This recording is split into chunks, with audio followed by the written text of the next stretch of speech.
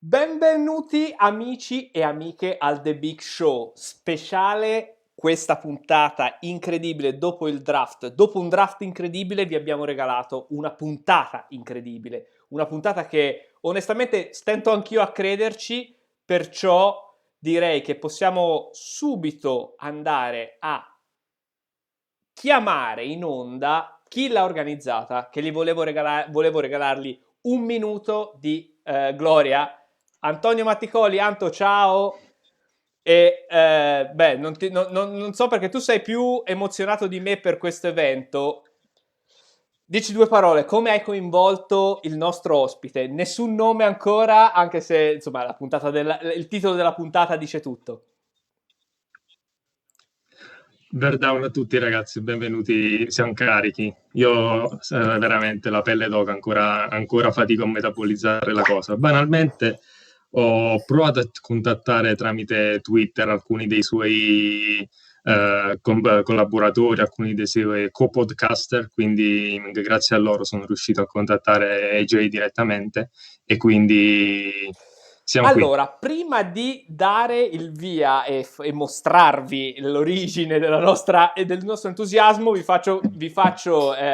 presento, vi introduco anzi i soliti 5, anzi i soliti 4 che mi accompagnano. Eccoli qua, Alex Cavatton, Stefano Fagioli, Federico Aletti. Federico Aletti, tra l'altro un Federico Aletti emozionatissimo che nel pre-puntata ha fatto... No, aspettate ragazzi, forse non ho capito bene. Ciao Fede! Ciao ragazzi, bear down. Da qui a poco, benvenuto al nostro super ospite, no? Benvenuto Alex, anche lui esaltatissimo dall'ospite, esaltatissimo dal draft. Alex è in emozione perenne praticamente. Non posso smettere di farmi battere il cuore a 1000 ragazzi. È l'inizio di stagione portentoso e abbiamo un ospite straordinario stasera e io lo tirerei dentro subito, dai. Metto subito a posto una cosina in regia. Intanto do il benvenuto anche al nostro Stefano Fagioli. Ciao Ste, non ti sento.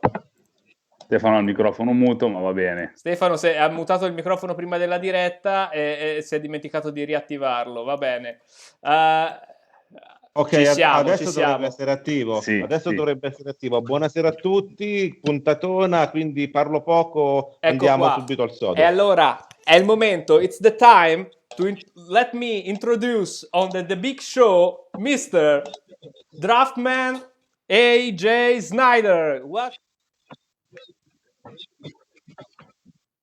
Hey, thank you so much for having me. This is tremendous. I really enjoy this stuff.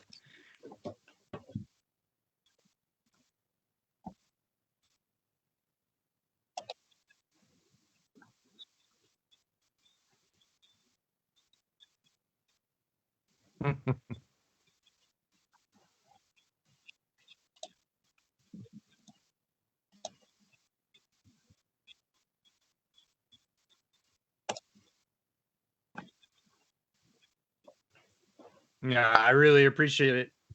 You guys obviously have a tremendous following, and the Bears worldwide following always amazes me in a work on bootleg and just how many international fans we have for all the NFL teams, Bears included, but the number of countries that the NFL reaches out to. I mean, obviously football, soccer, number one in the world for engagement, but the NFL, every corner of the world, every country, fans in, whether or not they've ever been to the U.S., just so engaged, so passionate, so loving of the NFL, and it always blows me away.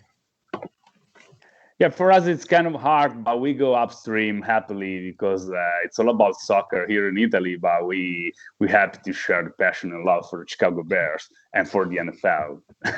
yeah, I couldn't tell by your hat, your necklace, your jersey. No, it's fantastic. It's awesome. You know, EJ, it's really interesting that, you know, I live in Brazil now, and yeah, Brazil is also a soccer country, but the NFL has been growing immensely over the last, I would say, 5-6 years here. I was in the US during the last 5-6 years, but I had friends here, and you know, everyone here, it seems that they've chosen a team to support. And ESPN Brazil is really big, and if you covered the Super Bowl or other major events, maybe even I know that you were last year at the Senior Bowl. I remember your coverage of the Senior Bowl in 2020 was awesome, by the way.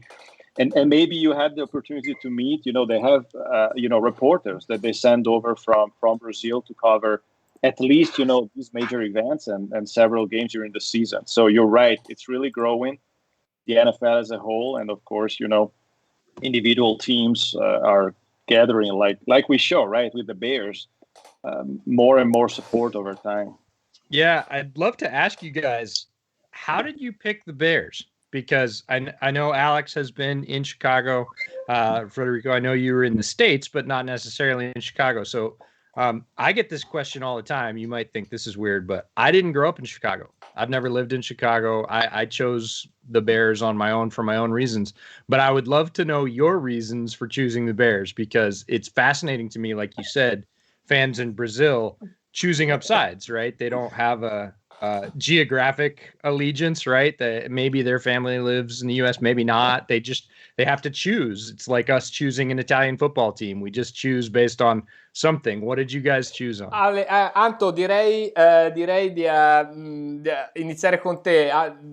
Riepilogo velocemente per chi non conosce l'inglese. Semplicemente AJ ci ha chiesto il perché tifare Bears quando non sei legato da un qualcosa di un particolare, come essere nativo di quella città o comunque avere un rapporto stretto con quella città. Anto, faccio andare prima te.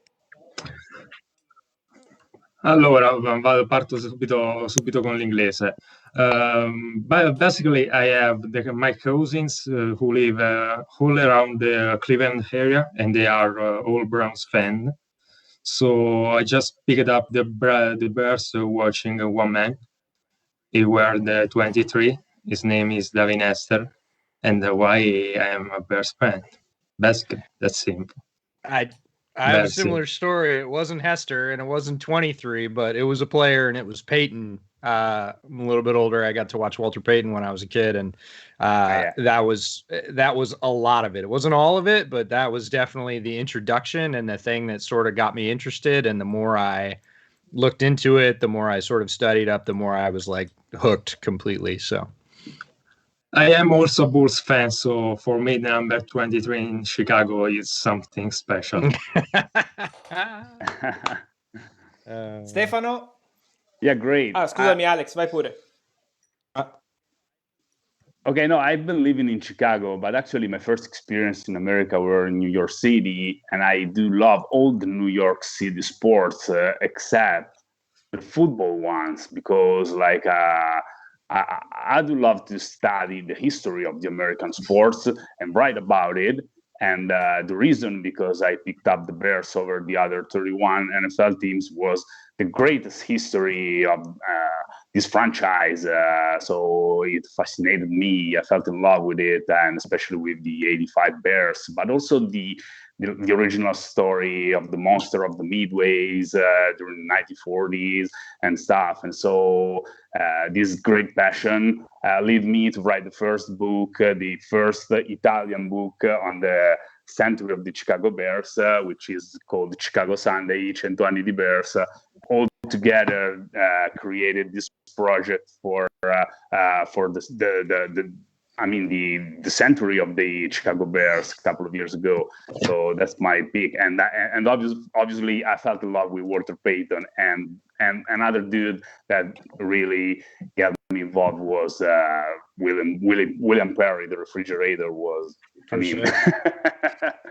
Yeah, he was something else. It's amazing you wrote that book. What I want to do is connect you with my other podcast partner, JB, because Jeff Berkes on Bears Over Beers is an author as well, and he's done a tremendous amount on Bears history that's been on Windy City Gridiron, and he's just talked to so many people that have and are part of that history, and it is a deep connection for a lot of Bears fans, the length of the history and the strength of that history.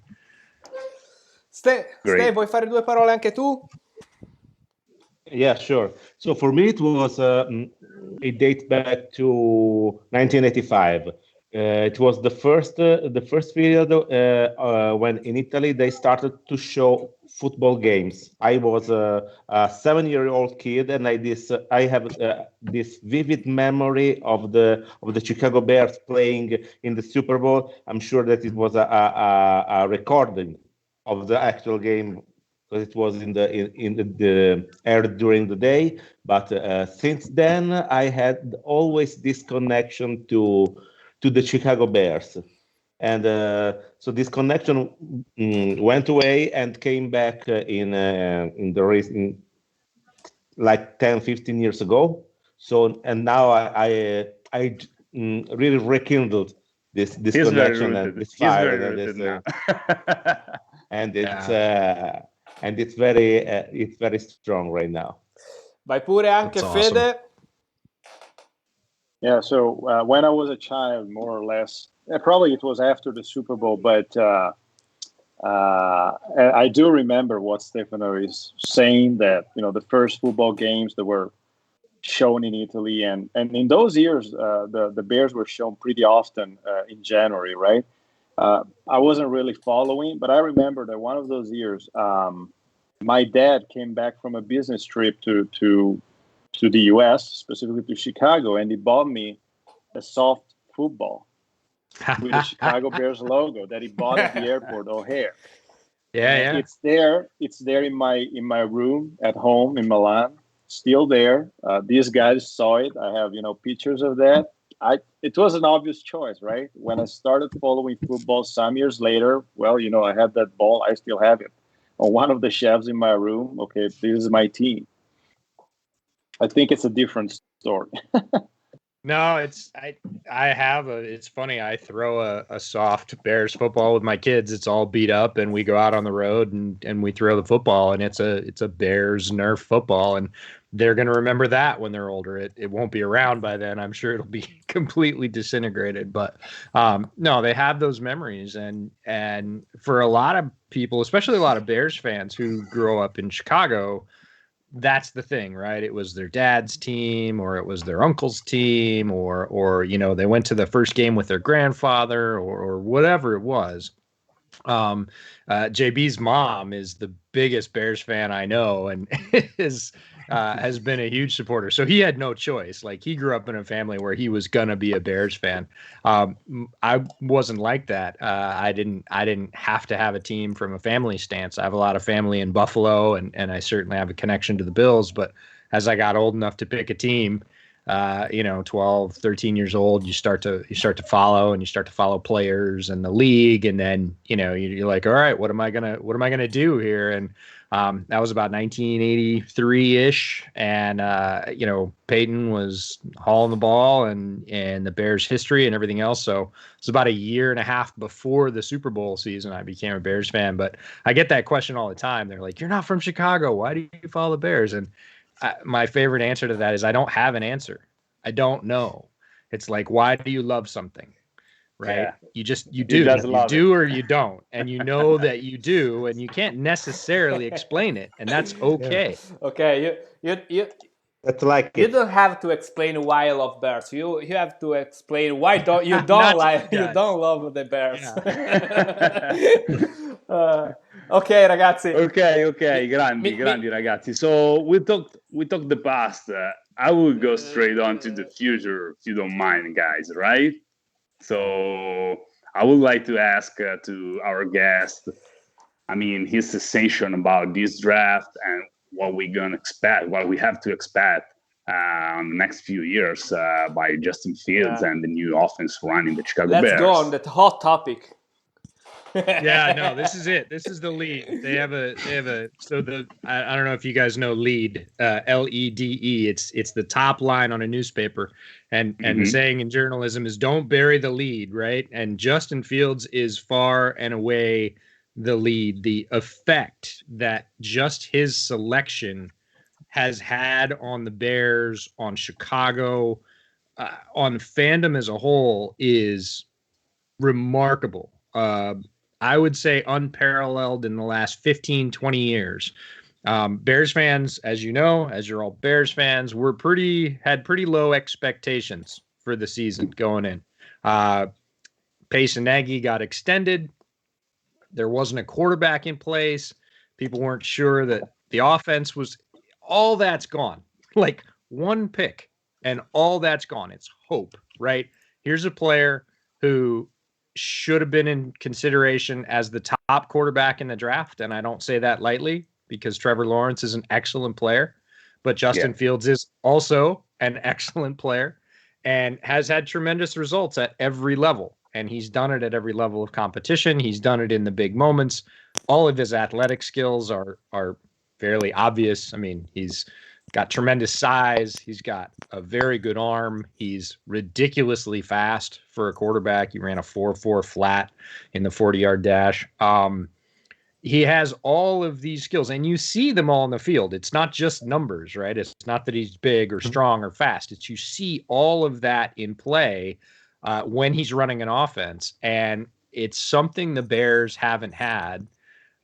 We talked about this on a podcast last week. There hasn't been this level of excitement or really pedigree, which might not be a word you're familiar with, but this sort of level of accomplishment in a player being drafted this high as a quarterback in Chicago since the 1940s in Johnny Lujack. Johnny Lujack was, Notre Dame, 3-time national champion, Heisman winner. He was picked up high in the draft, first round.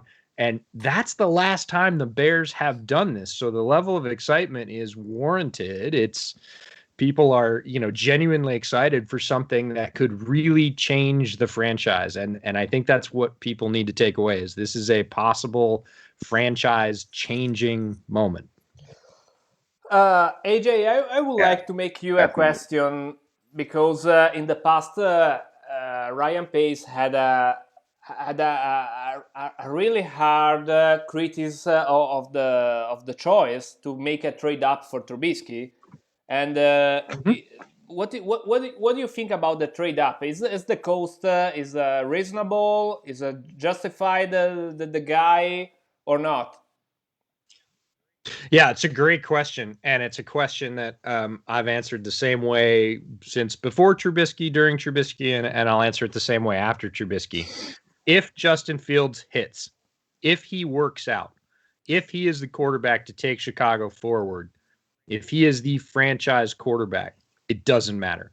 It will never matter, and no one will ever talk about it. On the other side of that coin, if he fails, if he falters, if he washes out, as many quarterbacks do, everyone will talk about it, and everyone will say it is too much. And that is just life in the NFL. If it works, you're a genius. If it doesn't work, you're out of a job. And that's the way it will be with this. And Ryan Pace, this flips over to Ryan Pace a little bit. He is the luckiest man in the world. There is no way he should have gotten Justin Fields. With where they were positioned, with the draft capital they had, with Fields' pedigree and production and the need around the league. I mean, the Bears are not the only team that needs a quarterback, right? There are so many things that had to happen to fall in exactly the right place to put Justin Fields in a range where Ryan Pace could go get him. And to his credit, he did. He went and got him. But it's on top of a whole bunch of other bad decisions, and nobody's going to care about those. Same way, if Justin Fields hits, they're going to build a statue of Ryan Pace. If Justin Fields doesn't, he's done. He's 0 for 2 and he's out. So it all depends on how Fields plays on the field and how they develop him. direi che ragazzi, ha racchiuso un po' quello che abbiamo detto anche nei giorni scorsi noi, cioè nel senso che è un po' la scelta della va o la spacca, nel senso che se la scelta sarà giusta, Ryan Pace verrà incoronato il re di Chicago. Nel caso in cui sbaglierà, probabilmente non avrà alcuna tipo di appello, essendo anche poi la seconda volta. Certo è facile, quello che si intuiva era che è facile giudicare col senno di poi, cioè nel dopo. Fede, Anto, volete fare qualche domanda in particolare a AJ? Ma tenderei a far andare prima Fede, visto che poi Giusto. magari tra un po' deve Fede. lasciarci, quindi gli lascio la precedenza. Io ho una ventina di minuti, verso i 5-10 e circa 100-120 120 domande. No, I would like to add something that is part of consideration along the lines that of your last answer and part question. I have a feeling that Fields is the type of prospect, and I know you talked about that. I told you before. I listened to your banter / Bears banter over beers. That's a tough one to say. Exactly. But Fields is a prospect that, unless we go back all the way to the 40s, and I dare say it's a different game back then. It's not the type of prospect that the Bears have ever selected. I was a bit scared at the beginning. First of all, I was surprised that the Falcons, Panthers, and Broncos all passed on a quarterback. But okay, then I like what Pace did. I was, bracing for worse. Because, what if he calls Mac Jones, for example, right? You weren't the only one. Exactly. It's not the first time that he traded up for the wrong name. Okay, but 4 years ago, this is the thing. We talked about that in this show in the past. I talked about that. I wrote about that. I believe, the no-brainer should have been Deshaun Watson based on his college career. I don't blame Pace for passing on Mahomes. I think the big deal was Watson. I know many agree with me. Now, people, hear calling Trubisky's name, and Trubisky, really?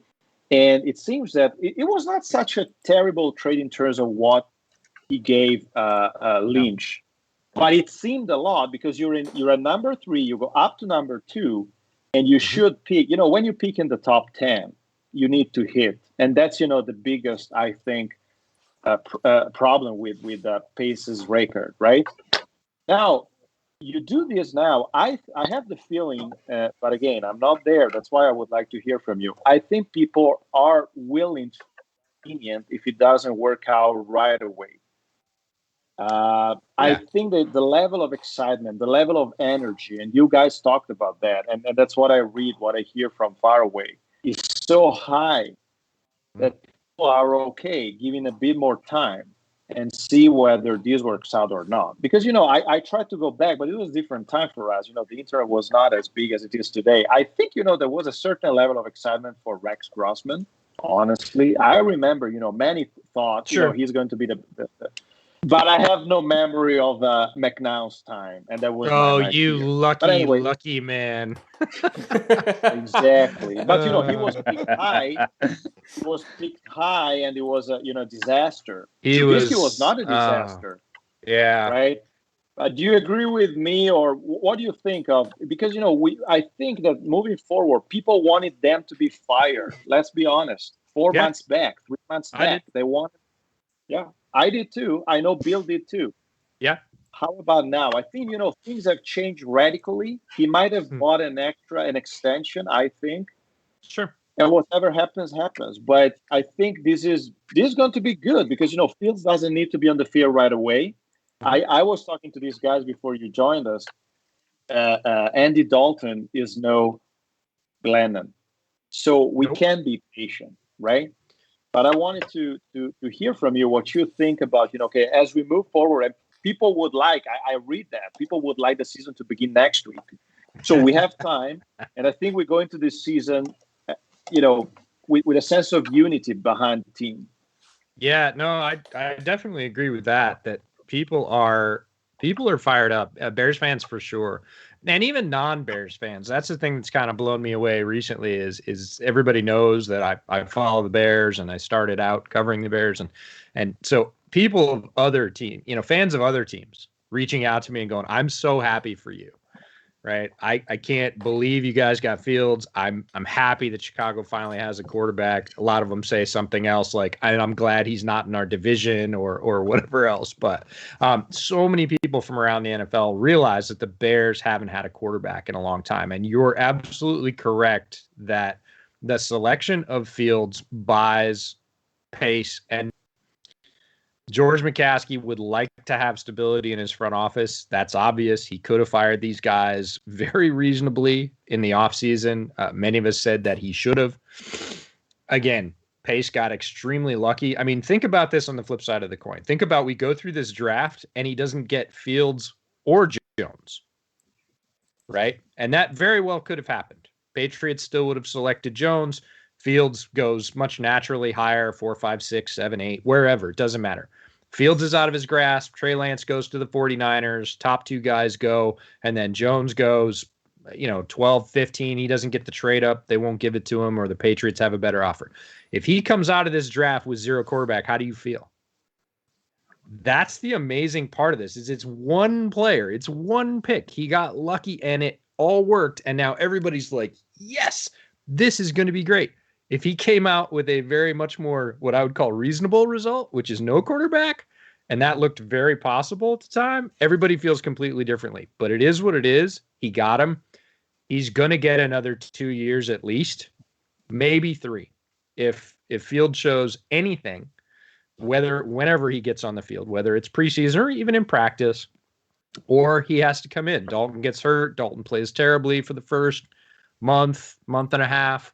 And they decide, all right, it's time to turn it over. If Fields shows any ability, and I don't mean wins, I mean he just shows the ability to move the offense, to play quarterback, to ignite his teammates, to rally, any of that stuff, they get another 2 or 3 years, because there is hope at the most important position in sports. And if you have a quarterback, it's good, and if you don't, it's bad. End of story. Yeah. If I can just say one more thing, so I have to leave in a few minutes, so I'll take advantage. I would be happy after the draft if we have Jenkins at 20 and Mond or Mills in the second round, even if I know, it would be higher, probably their true value, but I would be happy-ish. And I believe most people would be too. Now, what you're saying, I think is really, is the flip side. No, now you get Justin Fields. Because, I think, I like actually the Vikings speak. We have our friends. We also were on with them during the draft.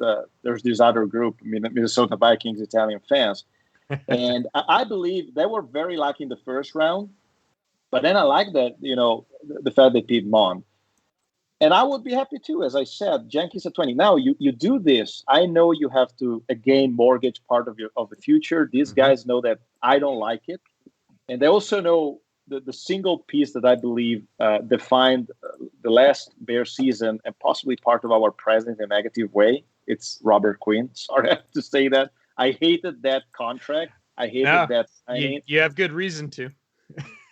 I'm a Michigan State fan, and I wanted Jake Conklin, and I believe we would have shored up our line, and it was available on the market last year. But regardless, now it's completely different. You get Jenkins at 39. I'm ecstatic. Yes, you do mortgage part of your future, but then you get him to protect Justin Fields, and that's a dream scenario, seriously. So I believe that, just to complete what you were saying, this buys them time. Of course, they wanted to save their job. But I think it's an ideal situation, and I also agree, and we can talk about that with the rest of the gang here. We don't need to win right away. We need to show. And just so you know, we're not gonna. The release of Charles Leno, that's the one, right? That says we don't really care about 2021. Like, that was the move that said, because if you were trying to win in 2021, You keep Leno, you keep Jenkins at his natural position, right tackle. He can play left. He's played left at Oklahoma State. Some people are like, no, he has starts there, but you keep him at right. You keep Leno at left. You start Dalton for about the first 5 or 6 weeks. You make sure the line is going to gel together and work together so that Fields doesn't get killed when he comes out. And then you roll Justin Fields out. And that's, you could make an argument for wins there. If you jettison your left tackle, and that causes a cascade of changes on the line, right? You now move Jenkins from right to left. You're probably going to have to do something at center, maybe Daniels, if Fetty's at right. Like overall, you've just shaken everything up, and you're not going to put Justin Fields behind that line week 1. I mean, not if you want to keep him healthy. So 2021 is what we call sunk cost, right? It's a development season. They're not competing for the division. If they get lucky and win a bunch of games and go on a roll under Dalton, great. Don't expect it. That's all so, AJ, to me. Yeah. I have a question about it. In the last few days following the draft, our chat expressed the mixed opinion on the release of Charles Leno. There were those who cheer it, and there's like who me had some reservation about move. Personally, as you say, I prefer to give Jenkins a year of experience on the right side and take advantage of huge potential as a run blocker, 93.6 according to PFF last season, and they move back to the left side next year by the expiration of the Leno contract.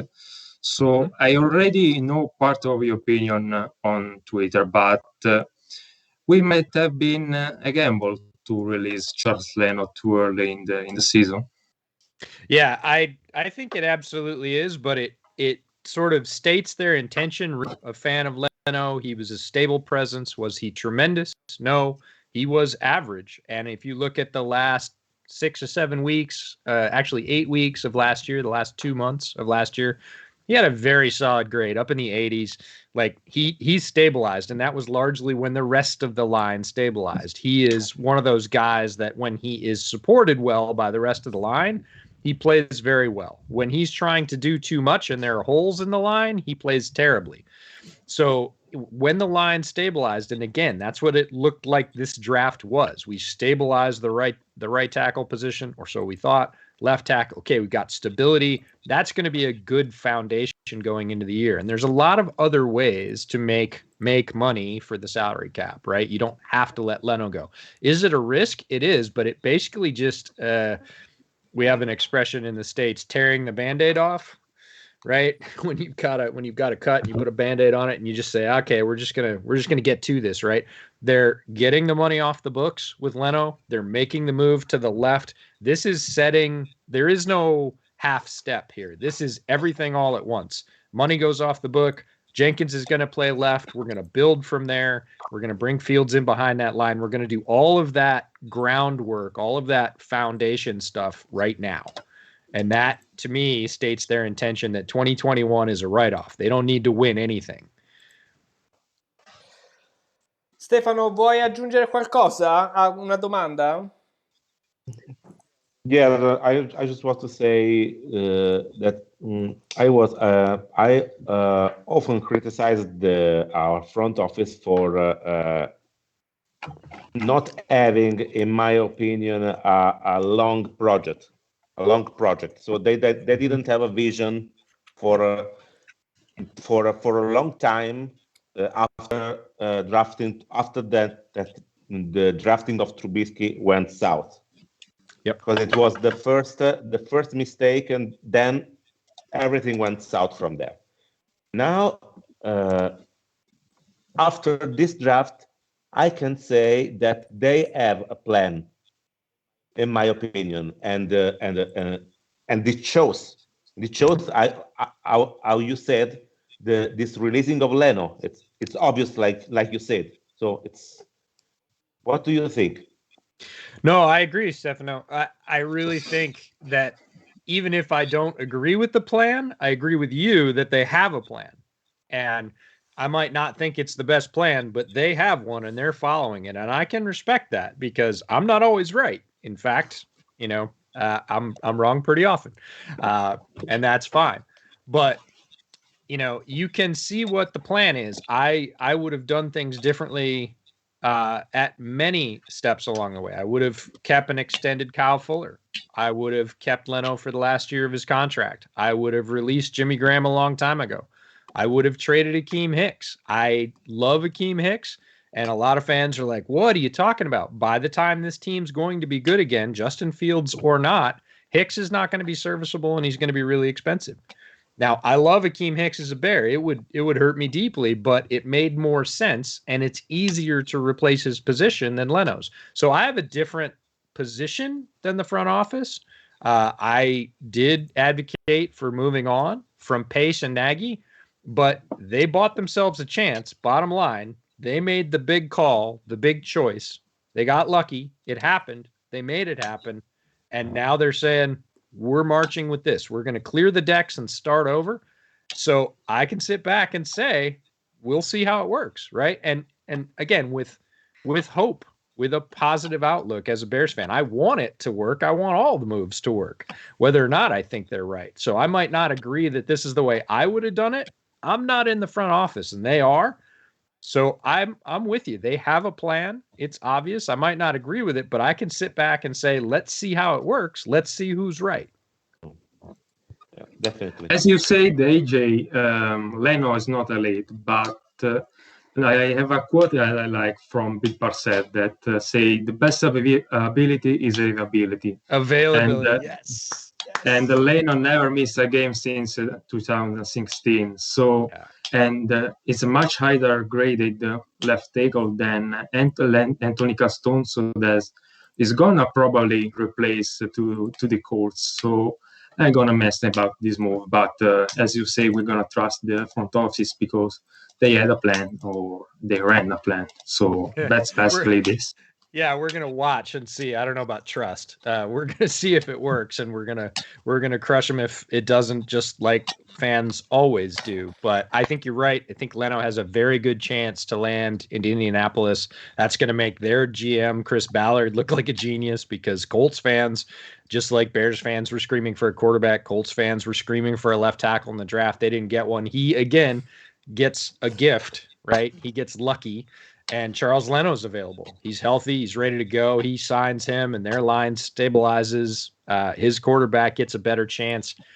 So that's, it is a funny cycle to watch in the NFL as this all goes around. But I think Bears fans all over the world really need to sort of take a moment and sort of give thanks to Charles Leno, because he was a tremendous Bear. He did it with class. He played at an extremely strong level within the NFL, even if that was a median level. Like you said, 93 straight starts is nothing to sneeze at. And he did it the right way. He was good with the press. He was good for the Chicago community. He did the right thing on the field, never complained, just by all accounts. I've never met him, but by all accounts, just a really solid guy. And so many people wanted to take shots at him and say that he was no good, say that he was awful, say that he was things like soft, which is a ridiculous thing for anybody to say about anybody that plays offensive line in the NFL. And Charles Leno is going to go down as one of those underappreciated Chicago Bears, and he shouldn't. He's a very solid part of this team's past. Alex, vengo da te perché in effetti su Leno abbiamo avuto dei pareri abbastanza discordanti. Salutiamo Fede che forse sta andando. Yeah, I'm gonna take off. Thank you very much, EJ. It was a pleasure meeting you and talking to you. Seriously, keep doing your great job. I hope really all the team there, your podcast, everyone at Windy City Gridiron. I think your work is so high quality, seriously, and you don't need me to hear that, but no, I do, and I take it very seriously. Thank you very much, and it was a pleasure to meet you as well. Fede, it was a pleasure too. I hope that you guys move over after talking about pace and the draft. Now, EJ on Nagy and the offense. I think that's a good thing to shoot. So I listen to the rest of the podcast later. Okay, take care. Grazie. Ciao A Fede. presto. Ciao Fede. Bye bye, grazie. Ok Alex, mi hai anticipato sul saluto a Fede, ti direi metto dentro, allora salutiamo Fede e nel frattempo passiamo alla nostra...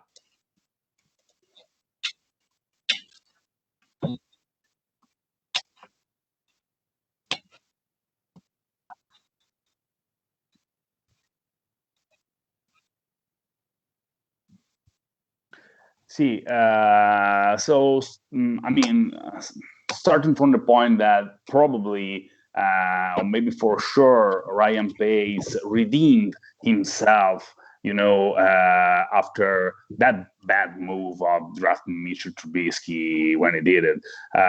So right now, there is someone who needs to step up with this dude for his development, for his mechanic, for everything, about his game. And do you think Matt Nagy will be able to manage this kid? Because, I mean, Nagy often complained that he hadn't the quarterback he wanted. Probably Trubisky wasn't, he wasn't good enough for his system. I don't know. Now he picked up Justin Fields. I mean, if someone were telling me by the end of the last season, you guys gonna get Justin Fields in the next draft, I would say, man, you gotta be crazy. You gotta be kidding me, But we did it somehow, and that was great. So, yeah, I mean, do you think Matt Nagy is the right coach for this kid? Yeah, it's a great question, and the question on everybody's minds. And there's two parts to that. We're not sure, based on what Matt Nagy was able or not able to do with the combination of Mitch Trubisky and Nick Foles. Last year, it wasn't great, but great quarterbacks. There's a saying that players play, right? Players are between the lines. Coaches can tell you what to do all week, but when the ball's on the field, players make plays. And I would say Matt Nagy has a lot less coaching to do in general with Justin Fields than he does with those guys. Like, Justin Fields is going to bring a lot more naturally to the position than I think either of those two guys. He's already demonstrated that. So there's going to be less coaching there. And I'm excited to see Matt Nagy's offense with just competent quarterbacking. And Andy Dalton, as was mentioned before, is no Glennon, right? He is a middle-of-the-road NFL quarterback. He's an average NFL quarterback, and that is better than what the Bears have had at the position for the last, say, 2 years. So it'll be really interesting to see what Matt Nagy's offense looks like and how it works with just average quarterbacking. And he can get that from Dalton. Now, if Fields does end up playing, rookies always struggle in the NFL, especially at quarterback. Yeah. Even last year, Justin Herbert had a tremendous year, best year ever as a rookie quarterback, broke all kinds of records. How'd the Chargers do? Yeah, not great, right? They didn't win a lot of games, even though Justin Herbert was amazing. So even if Fields comes in, he's going to have gifts. He has, I should say, gifts that Andy Dalton does not have, right? He brings things to the quarterback position that Andy Dalton just wishes he could have. So we're going to see that, but I'm just interested to see how Nagy's offense works with average quarterbacking, and he's going to get that at least from either guy. Yeah, I agree.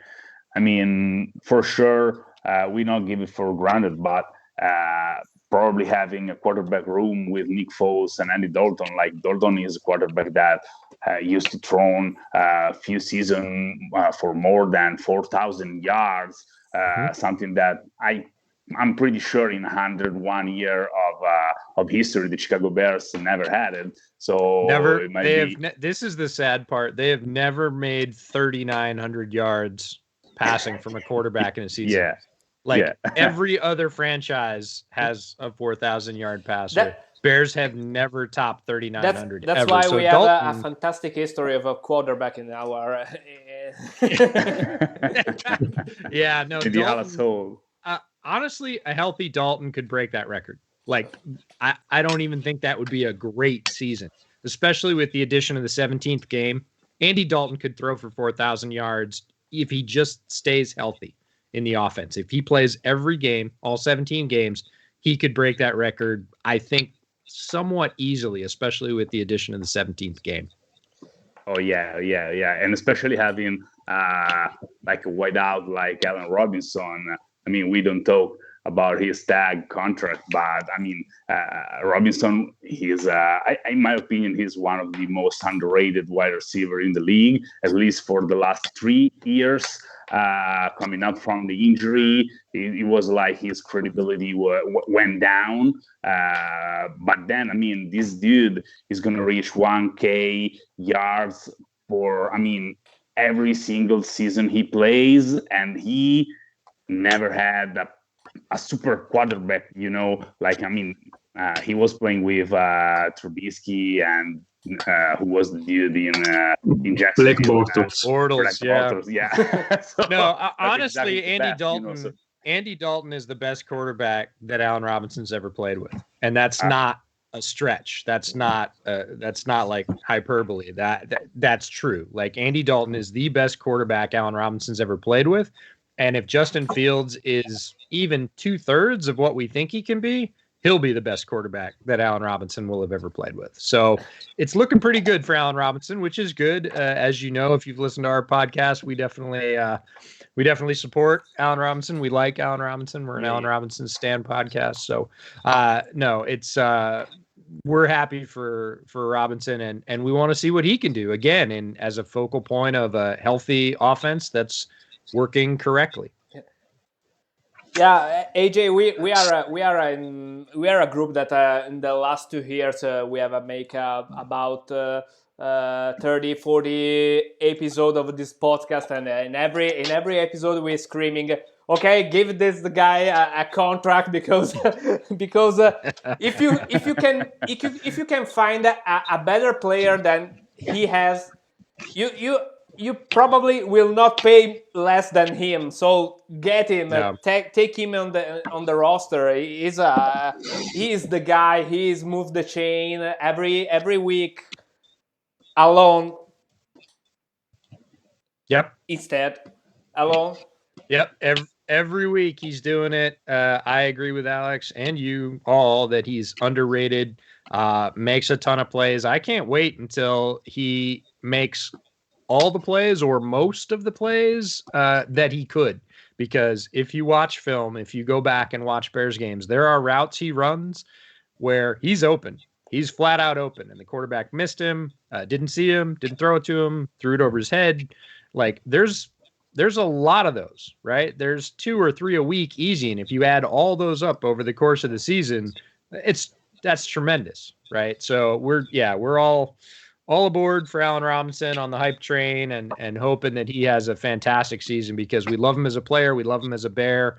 And we think you're right. There's not 5 better guys in the league, right? You've got one of the top 5 guys in the league. Just let him go. So, AJ, my next question is again about Fields. This time, Matt Nagy had his QB, so if he terminated the excuses about Trubisky, as we said a few minutes ago, but also Bill Lazor himself during his NFL career never had the chance to work with a QB as highly talented as Justin. So, after the opportunity with Mahomes at Kansas City, can Matt Nagy be able to to prepare a quarterback, and we see a fully playbook on Nagy express itself, and if the pick of Justin Field could be able to Allen Robinson to stay Allen Robinson in Chicago? Yeah, I hope so on both counts, but there's sort of 2 sides to that question, because Matt Nagy has a lot of roles. He's the head coach, which means he's in charge of the whole program. He is the offensive coordinator, which is not cool in my opinion.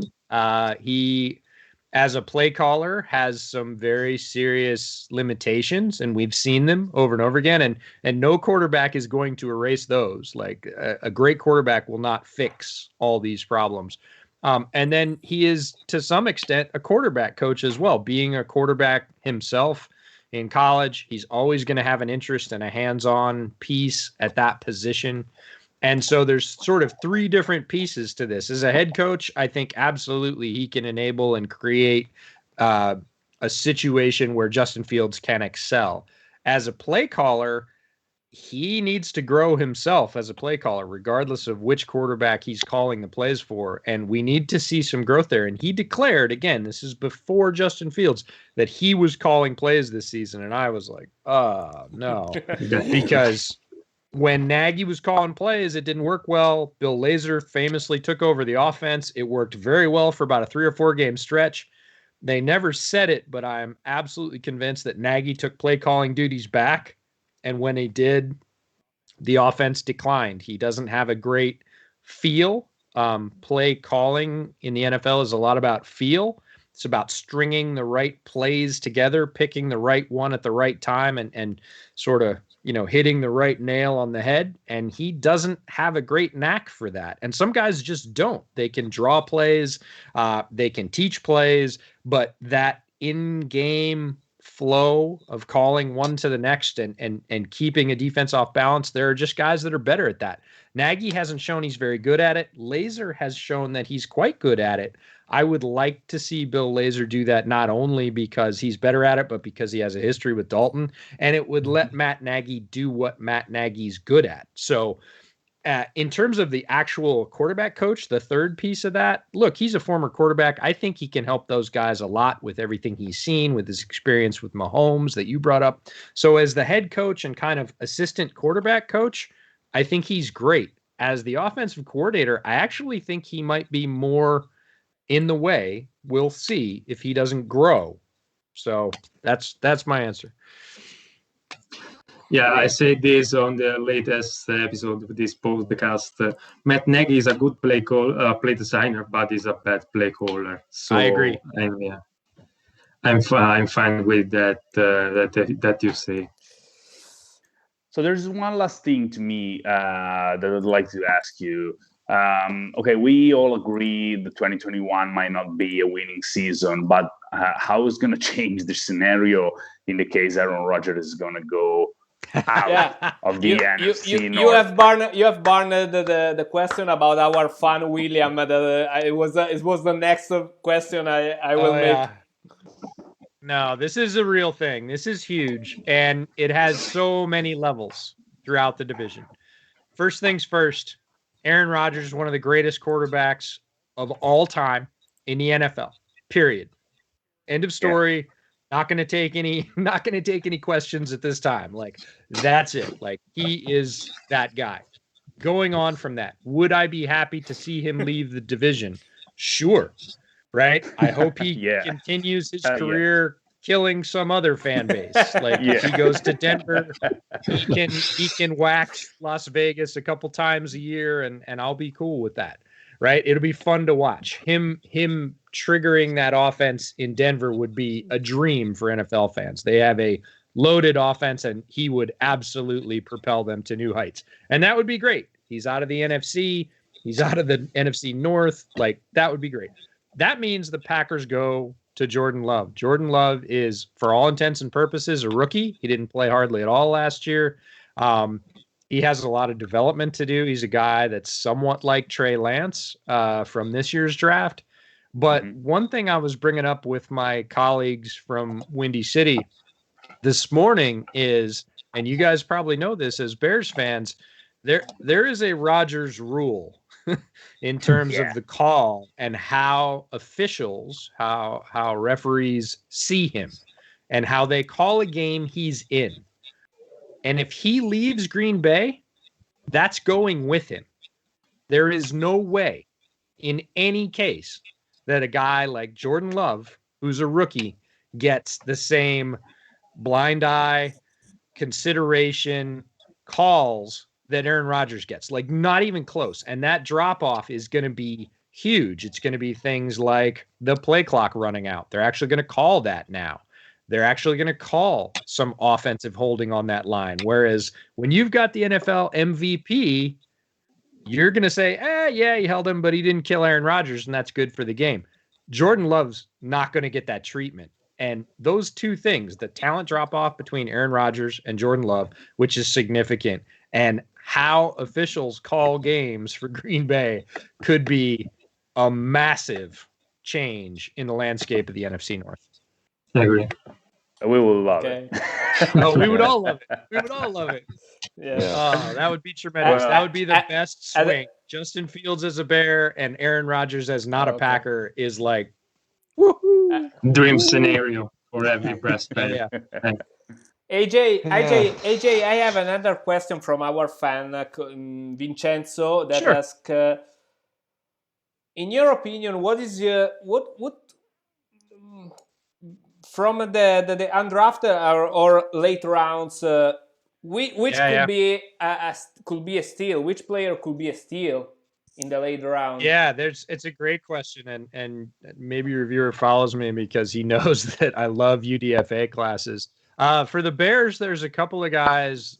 Charles Snowden, the linebacker from Virginia, reminds me physically of a Leonard Floyd, not quite as gifted, has struggled with injuries a bit, but has a huge frame, big wingspan.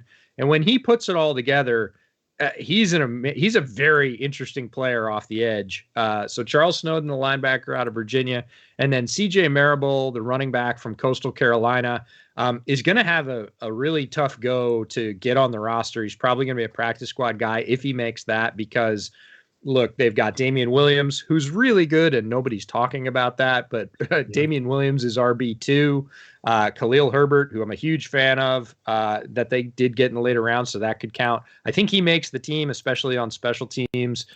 So he's going to be running back 3. So that doesn't leave a lot of space for a guy like Marable, but doesn't mean I think he's a bad player. So those are the two guys out of UDFA I'd watch. They got a bunch of linemen. Those guys tend to sort of rise or fall in practice. We'll really see how they look when they get on the field. Watching their tape, usually against smaller school competition, isn't a super good indicator. But those 3 guys, Khalil Herbert, CJ Marable, and Charles Snowden, are all later round guys that could really have an impact. And then Thomas Graham Jr. I couldn't believe he was still on the board. University of Oregon cornerback, has experience outside and in the slot. They have him listed outside right now. He's borderline big enough to play there, 5'10 and a half, 192 pounds. Has experience in both though, and I really think he's probably got a better shot to stick as a slot corner or a nickel corner. But Graham Jr. is a tremendous value late down the board. So those are 3 or 4 guys to watch that I think have a very good chance to either make the team or make the practice squad. Ok ragazzi, noi siamo a 59esimo minuto, so AJ, we promised to leave you free in an hour. We are at the end. I would like to close with a $100 million of dollar for question that I think everybody is thinking about. We will see Justin Field under the center before the ending of the season. Yes. Yeah. Yes. No, it's a very long season. It's a very physically demanding game. I don't know if you guys have ever been to an NFL game in person. Yeah. Yeah. But if you've ever been on the sidelines for an NFL game, and I have, I've said this before, it's terrifying. It's absolutely terrifying. Yeah, there you go. Nice. It is legitimately scary to watch these guys run into each other and come at you at that size.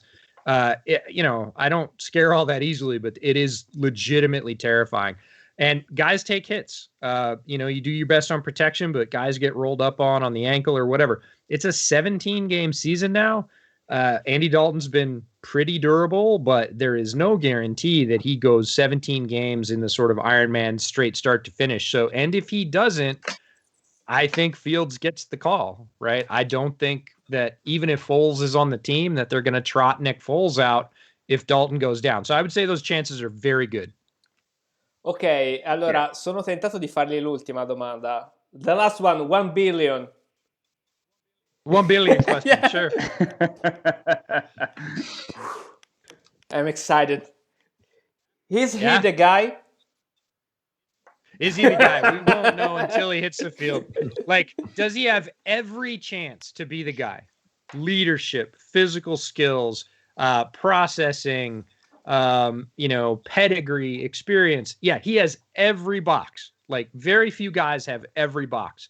He and Trevor have every box. Every box. So does he have every chance in the world to be the guy? Yeah, he does. Does that mean it'll work out? No guarantees, none. The hit rate for first round quarterbacks is about 40%. So, that means out of the 5 that got picked, pick 3 that aren't going to work out or aren't going to be with the team for a second contract, right? Well, we all hope that Fields sticks, and I think he can and will. We'll see. Is there any guarantee? No. But I do have to run, but I don't think we got all our questions answered. Do you? Mm-hmm. So I think we're probably going to have to do this again sometime. What do you think? Yeah, absolutely. Yeah. It'll be a pleasure. Cool. We'll make that work out. But can't thank you all enough. Fills my heart so much to talk to you guys, to see your passion, to see your mastery and involvement. You already wrote a book. I've written no books about the Bears. So thank you so much for inviting me, for having me on your show, for sharing me with your fans. I can't thank you enough. It will be our pleasure, AJ. I still can't believe that you are here with us. At the moment I contact you, we are really not having good feeling about it, but we made it, and so I'm thanks forever with you for making this shot with you tonight. Yeah, thank you so much. Thank you so much for joining us at the show and sharing passion and love as well. So it has been great talking football with you, and let's keep in touch. We're gonna do that again. Okay. Now we still not we still not had 1% of the question naturally. So we have 99 rest of the percent of the question we have to make. Nice. Yeah, we have the same problem on Bootleg. We had 35,000 chats over the draft or streams. And so people are like, why didn't you answer my question? It's like, because there's 35,000 of them. We can't type that fast. But no, so much fun. And if we ever make it to Europe, we'll absolutely make a stop in Italy. Come see you guys. That might not happen this summer, but maybe next summer or next fall. They're talking about a game in southern Germany in 2022. It's possible the NFL is going to be there. So if that happens, Brett and I have already kind of set our sights on showing up for that. And we'd make a trip of it and spend some time so that we didn't just have to fly over and fly back. So I would love to come see you guys. And let's do this again before that. Of course. Be our guest. Thank you so much. Definitely. All right. Thank you so much, guys. Thank you so much, AJ. Thank you. Ok, allora AJ è andato. Io mi scuso, ma non troppo per praticamente l'intera chiamata, diciamo l'intera diretta. Ormai parlo in inglese completamente, non mi viene più se faccio mix mi sbaglio. Allora, vediamo un po' di mettere la camera giusta. No, è che vabbè, per gli amici di Bears Italia che magari sono abituati a seguirci, che ovviamente ci seguono perché alcune cose vengono discusse bypassando gli ostacoli della lingua inglese, questa è un'occasione più unica che rara di avere l'originale, voglio dire, podcaster di bootleg football. Lavoreremo ai sottotitoli, è una promessa. Lavoreremo ai sottotitoli così chi la rivedrà magari con calma, perché lasciarci scappare l'occasione. No, io sono davvero felice, ragazzi, perché in qualche modo arriva, al di là del fatto che lui sia un assoluto esperto della materia e della disciplina, riesce proprio credo sia riuscito a trasmettere anche tanto di ciò che non si vede, anche al di là della passione estrema per i colori navy and orange, però è proprio stato emozionante discutere di alcuni aspetti tecnici con lui, proprio per il fatto che comunque, cioè, essendo all'interno della struttura in qualche modo, insomma, riesce a riportare le cose per filo e per segno, cosa che invece noi tante volte purtroppo non abbiamo la possibilità di fare, per quanto ci sforziamo, perché il nostro impegno è più a livello reinterpretativo che non altro, per cui insomma, vabbè, un'occasione incredibile, è stato magnifico, almeno per me è un qualcosa di veramente speciale. Anto, Assolutamente. sì, anche la tua opinione. Io sono I am amazed, posso dirlo solo in inglese, di essere stato, di aver potuto parlare di football con una persona così competente, così dentro a tutte quelle meccaniche che noi purtroppo dall'Italia, per quanto ci possiamo sforzare, possiamo soltanto toccare marginalmente quando va bene e immaginarle quando va male. Quindi è stata una grandissima opportunità per tutti noi di Chicago Bears Italia, penso di poter parlare a nome di tutti, e il fatto che Certo. lui abbia detto che vuole rifare questa esperienza, vuole ripetere questa esperienza con noi. Io penso, sempre parlando al nome di Chicago Bears Italia, non me ne vorranno i miei colleghi, che è anche una conferma del buon lavoro che stiamo facendo noi. Assolutamente sì. Assolutamente. Anto, io non so come ringraziarti. Vabbè, come ringraziarti? Probabilmente la denuncia per stalking che prenderai da qui ai prossimi 2 anni probabilmente sarà giustificata, però per averti per aver tirato dentro sto le personaggio. notifiche di restrizione sono già state disposte, ok. quindi alla Sheldon Cooper con quelle di Leonard Nimoy e Bill sì, ok. sì. Ale, però Siamo sullo stesso livello. esatto, la appendo insieme a quella di Leonard Nimoy e Lee, e Bruce Lee, non mi viene il nome. Stan Lee. Anto, grazie mille più che altro per la pazienza anche di essere stato lì, perché immagino tu lo abbia corteggiato non poco, e comunque EJ si è dimostrato molto molto disponibile. Sì, subito sì. Assolutamente. Infatti, vai pure. Come ho detto, avevo veramente pochissime chance di riuscire a contattarlo, quantomeno anche se fossimo stati in grado di riuscire a contattarlo, quelle di portarlo allo show forse avrebbero rasentato Ron Sepp. Infatti non so se si vede, fatico ancora a crederci, ma è stata veramente un'esperienza clamorosa. Luca Parodi ci fa i complimenti e ti chiede l'Iban, però gli ho appena scritto che l'Iban qui è solo di Scibino, non ci sono i personali. Il presidente qui arriva e fa man bassa. Incassa tutto il presidente. Il presidente non paga mai e prende sempre, ricordatevelo. Al massimo anticipa. Ragazzi, guarda, mi prolungherei qualche altro minuto. Dovrebbe essere tutto a posto. Sì, ok.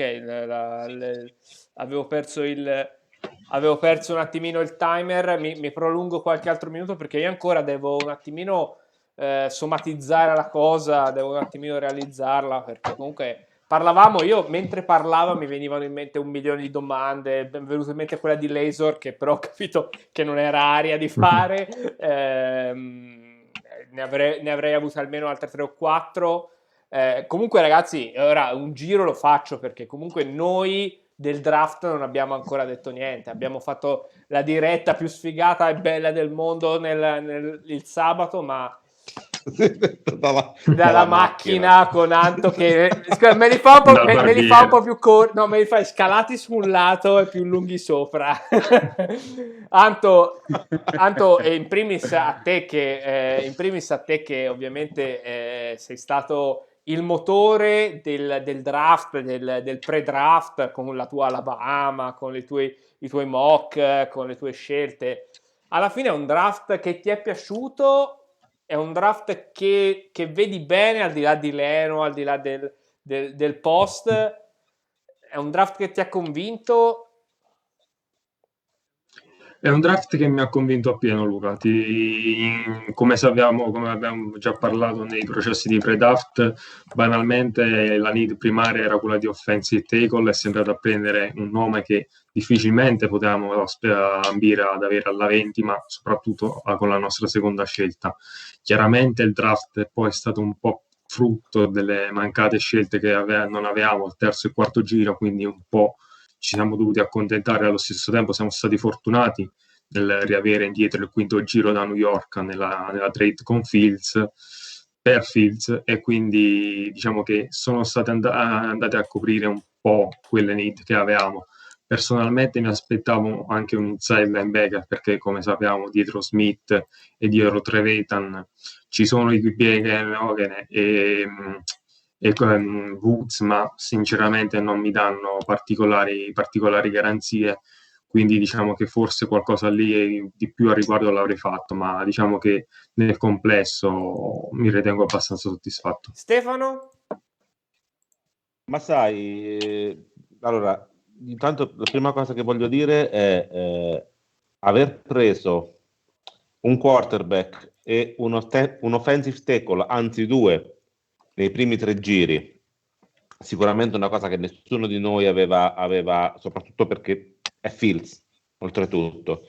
E io credo che come abbia cambiato, perché questo EJ l'ha detto prima molto chiaramente, che è stato cambiato completamente, è stata cambiata completamente la visione, la speranza di quello che c'è e di quello che questo team può dare. Ma queste cose non succedono soltanto per i tifosi, queste cose succedono anche per i giocatori.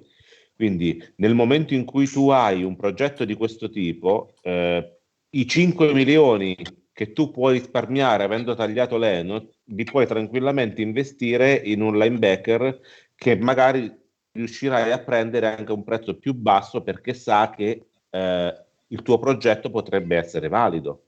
Quindi io sono assolutamente contento. Se già solo se riuscissimo e non è poco solo, se riuscissimo a centrare i primi 2 pick di questo draft e Borom fosse un solid starter, come potrebbe essere un Leno, come è stato un Leno per noi, e lo metti al right tackle, sarebbe un draft, secondo me, assolutamente di altissimo livello. Alex, la tua te la chiedo quasi in modo superfluo, perché comunque tu eri talmente esaltato dopo venerdì che se avessimo draftato 4 cassonetti della spazzatura nei giorni seguenti probabilmente ti sarebbe andata bene lo stesso. Sì, ci può stare assolutamente. Io comunque credo che il draft dei Chicago Bears sia stato il draft che sognavamo di vedere.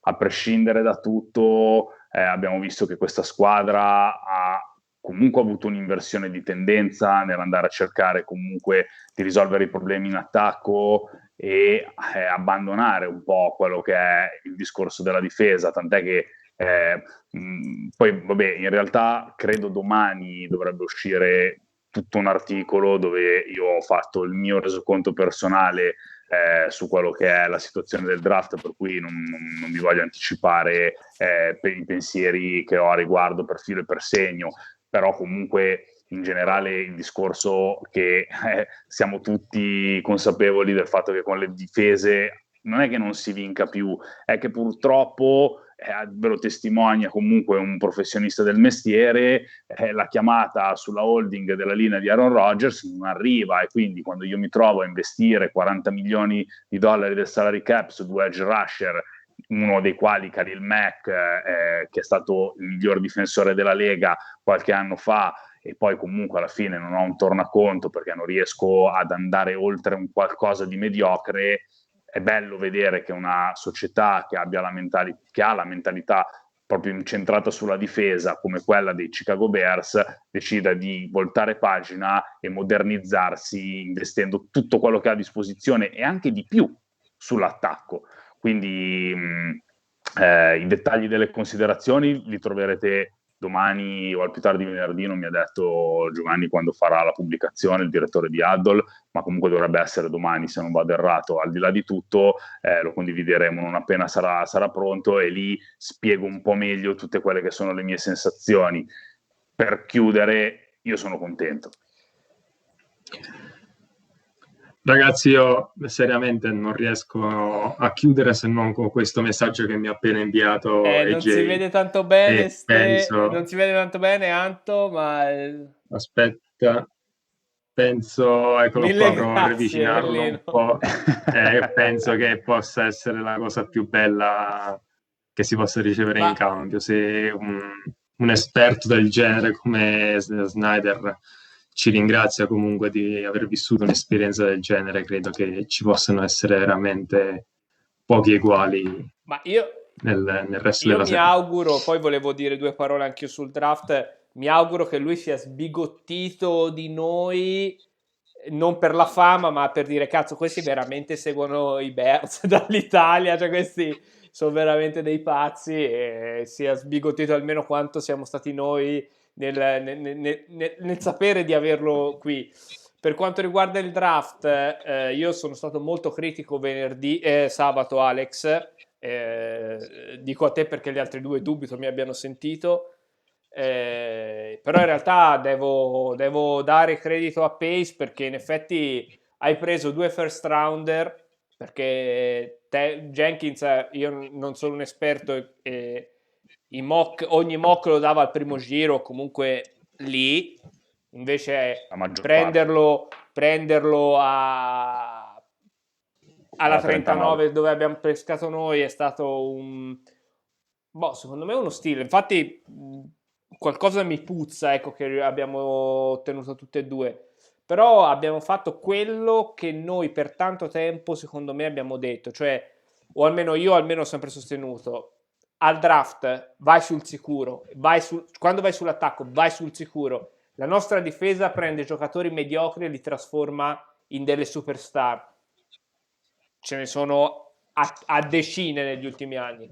Sull'attacco invece facciamo l'opposto, quindi puntiamo forte sull'attacco e il difensore prendilo dopo. E infatti io questo Tonga, che ho letto sarà il nome, sarà la mia passione un po' Maori, secondo me quest'anno ci dà delle soddisfazioni inaspettate, eppure l'abbiamo preso alla 250, praticamente a 2 passi da l'ultima pick. Mister Irrelevant, o a qualche pick di distanza, non mi ricordo quante sono esattamente.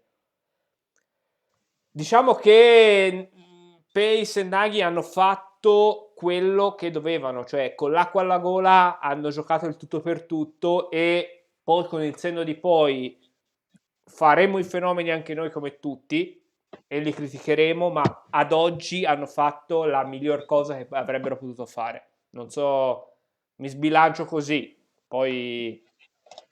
Guarda, io ti faccio un disegnino prima di chiudere. Il discorso è che quando Pace è partito, l'asticella era da 0 a 100, era sullo 0. A questo punto, dopo Trubisky, l'asticella da 0 a 100 è andata a meno 100. Con questo draft l'asticella è tornata al livello, ok, un po' sopra il livello del mare, quindi da 0 a 100, partendo da meno 100 è arrivato a 20, è arrivato a 30. No, in effetti è vero. Il resto ce lo ridarà il campo, per cui io anche sotto quel punto di vista lì, cioè sì, meriti a Pace ha una fortuna o probabilmente una bravura, è talmente scaltro per aver saputo comunque poi convincere la proprietà, rimanere, cioè Pace aveva contro una città, uno stato e una fanbase. Alex, ti posso dire, ha molta più bravura a trattare con la sua stessa società che con i giocatori, considerando quanto abbiamo pagato quelli in free agency. Certo, molto, molto probabilmente, tuttavia questa occasione, perché poi tra l'altro quel discorso che faceva Snyder sul fatto che fai la mossa, sei un genio, sbagli, sei fuori, io, cioè nel senso proprio verba volant scritta a mano, me l'avevo scritta di Trubisky, questa roba qua è tutto scritto sul libro, proprio testuali parole, e non me le aveva dette lui, pertanto io credo che lui abbia avuto veramente una grande fortuna nel potersi giocare questa chance Tuttavia vi devo dire, ragazzi, cioè se la carta Fields dovesse rivelarsi una carta sbagliata per una qualsiasi ragione, io non lo metto in croce come invece lo metto per Trubisky, perché Fields era l'uomo da prendere senza pensarci un secondo in questa fase. È Trubisky che non era l'uomo da prendere in quella fase. Cioè, questa è una cosa giusta e pagata il prezzo giusto. È Trubisky che è stato strapagato e che siamo stati proprio fregati come degli allocchi in quella situazione lì dai San Francisco 49ers. Pertanto se le cose non dovessero andare bene, ovviamente siamo qui a augurarci tutto tranne che questo, Pace ha comunque fatto la cosa giusta. Allora io vorrei aggiungere una cosa a quello che hai detto tu, Alex. Ancora forse è presto per dirlo, ma siccome ho letto due o tre dichiarazioni anche di Naghi, un po' di quello che hanno fatto, quello che non hanno fatto anche, non sono sicuro che sia così, ma sembra che questi due abbiano un'altra qualità, che è quella di imparare dai propri errori. Quindi molti in NFL, come ha detto anche Snyder, non hai una seconda possibilità di scegliere un franchise quarterback, per cui non puoi imparare dai tuoi errori. E una volta che hai sbagliato il primo ti cacciano e probabilmente non ti danno un secondo lavoro. Loro non hanno avuto questa possibilità e forse hanno saputo capire dove hanno sbagliato in passato e forse hanno saputo fare le scelte giuste questa volta, ma ce lo saprà dire soltanto il campo. Esatto. Ok, allora ragazzi andiamo a chiudere. Volevo solo leggere le parole perché Alex giustamente l'ha detto, ma è facile dirlo, ma in realtà il libro eccolo qua. E Alex, tu facevi riferimento alla parte che dici, me lo ricordavo, ormai sto libro puoi capire che me lo ricordo a memoria, mi ricordo... Se Pace ha deciso di fare questa scelta è perché Trubisky è stato addocchiato da altri trim a caccia di un QB e la mossa del GM dei Bears è di quelle che verranno ricordate come geniali oppure come quelle che hanno messo la franchigia in ginocchio per la decade a venire. Fortunatamente quello che non potevamo prevedere, non era prevedibile, era che Pace tirasse fuori una giocata come quella che ha fatto a questo draft. Sì, diciamo che la franchigia non è stata esattamente messa in ginocchio, forse sono stato un po' drastico, un po' avventato come tante cose che ho scritto in quel libro. Ma in realtà le premesse c'erano tutte, perché se Field non ti arrivava alla 11, noi facevamo altri 2 anni, dopo 4 anni di mediocrità ne facevi 2... Alla decade non ci vai lontano. 2-3 tranquillamente di ricostruzione, fra gente che dovevi tagliare via e gente che invece dovevi trovare. Va bene ragazzi, io direi che siamo all'ora e mezza, ci sta tutta con insomma una delle puntate più belle forse che abbiamo mai registrato. Alex, io ti do subito la buona serata perché so che devi andare. Certo, grazie ragazzi, fantastica serata e bear down da Milano. Grazie mille per essere stato della partita. Grazie a chi ci ha seguito, grazie a voi ragazzi, grazie Antonio, te li ho fatti in privato, te li faccio anche in pubblico per questa organizzazione, bear down dalla Svizzera sempre. Anto, chiudere con te, un draft meraviglioso, un ospite meraviglioso, puntata meravigliosa, magari quest'anno i Bears non faranno, come si dice in Toscana, le buche per terra, ma certamente almeno noi l'abbiamo iniziata alla grande. È stato un piacere immenso ragazzi, ringrazio nuovamente a Stefano per i complimenti, ma come gli ho detto anche ieri, parlandone, è stata una vittoria soprattutto per Chicago Bears Italia, perché se sono stato in grado di poter fare una cosa del genere è perché Chicago Bears esisteva, e quindi il merito forse più grande va a voi per aver coltivato negli anni questa grandissima fanpage ed è una famiglia bellissima di cui far parte. Bear down, alla prossima. Tecnicamente una follia. Questo è il The Bic Show, noi siamo il team di Chicago Bears Italia. Ci trovate come sempre, come ricordo ogni puntata, su Facebook, che è qua sotto il nostro indirizzo principale, poi Instagram, Telegram, Twitter, siamo praticamente ovunque. Seguiteci perché se non altro ce la mettiamo tutta, ma anche i contenuti non fanno schifo. Sui Bears non possiamo mettere la firma, ma comunque la fan base è una delle migliori che c'è al mondo. Siamo qua, siamo forti, ci divertiamo, abbiamo la prospettiva di un record di merda e comunque ci abbiamo tutto questo entusiasmo. Pensate se vincessimo qualcosa. Non mi prolungo ulteriormente, faccio solo 1,27 perché giusto c'ho il timer sotto di me che mi fa pressione. Vi auguro una buona notte, una buona serata. Mangiatevi le mani se non l'avete vista in diretta. Ci vediamo mercoledì prossimo e come sempre, immancabile, eccolo qua, bear down a tutti!